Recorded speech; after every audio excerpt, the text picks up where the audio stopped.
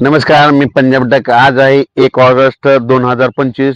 राज्यातल्या सर्व शेतकऱ्याला सांगू इच्छितो की आज 1 ऑगस्ट पासून ते 8 ऑगस्ट पर्यंत तुम्ही काय करा, शेतीची कामे करून घ्या. कारण की राज्यामध्ये आता म्हणजे आजपासून पावसाचा जोर ओसरणार आहे.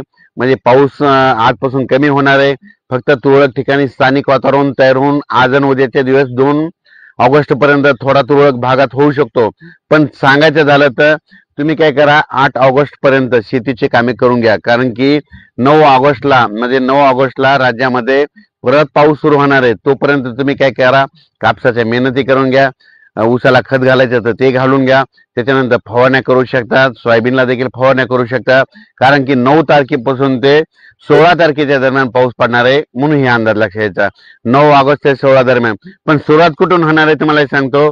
सर्वप्रथम तुम्हाला सांगू इच्छितो की कोल्हापूर, त्याच्यानंतर सांगली, त्याच्यानंतर बेळगाव निपाणी म्हणजे कर्नाटक, त्याच्यानंतर इकडं तो धाराशिव त्याच्यानंतर लातूर जिल्हा, बीड जिल्हा, परभणी जिल्हा, नांदेड जिल्हा, हिंगोली जिल्हा, यवतमाळ जिल्हा आणि असाच इकडं चंद्रपूर ह्या पट्ट्यामध्ये काय होणार आहे, 8 तारखेलाच रात्रीच्याला पाऊस सुरू होईल.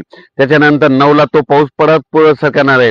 मग 9च्या नंतर परत तो पाऊस काय होणार आहे, मराठवाड्यात देखील. म्हणजे मराठवाड्यामध्ये सांगायचं झालं तर परभणी जिल्हा, लातूर जिल्हा, बीड जिल्हा, धाराशिव, हिंगोली, संभाजीनगर, जालना जिल्हा, त्याच्यानंतर वाशिम इकडं. त्याच्यानंतर या भागामध्ये म्हणजे मराठवाड्यामध्ये देखील काय होणार आहे, 9 तारखेपासून ते 16 तारखेपर्यंत दररोज वेगवेगळ्या भागात पाऊस पडणार आहे. म्हणून मराठवाड्यातल्या सगळ्या जिल्ह्यातल्या शेतकऱ्यांनी हा अंदाज लक्षात घ्यायचा. अहिल्यानगरच्या शेतकऱ्याला सांगू इच्छितो, 9 ऑगस्ट, 10, 11 आणि 12च्या दरम्यान तुमच्या अहिल्यानगर भागामध्ये चांगला पाऊस पडणार आहे. अहिल्यानगर जिल्ह्यामध्ये सगळीकडे पाऊस पडणार आहे, म्हणून हा अंदाज लक्षात घ्यायचा. त्याच्यानंतर पुणे जिल्ह्यामध्ये देखील पाऊस पडणार आहे, कोकणात देखील पाऊस पडणार आहे, त्याच्यानंतर नाशिककडे देखील पाऊस पडणार आहे. त्याच्यानंतर संभाजीनगरला पाऊस असणार आहे, बुलढाण्याकडे पाऊस असणार आहे, अकोल्याकडे पडणार आहे, वर्धा, नागपूर, भंडारा, गोंदिया, चंद्रपूर सगळीकडे पाऊस पडणार आहे, म्हणून हा अंदाज लक्षात घ्यायचा.